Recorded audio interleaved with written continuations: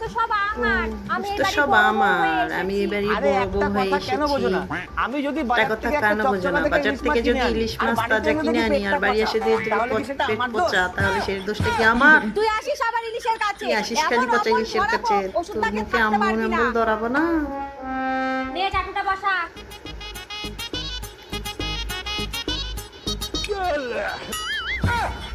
আরে গ্যাসের উপরে বসা। গ্যাসটা জ্বালা।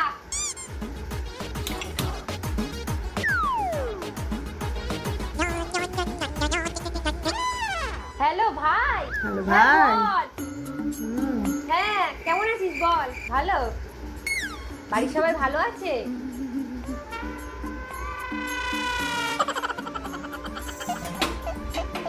না না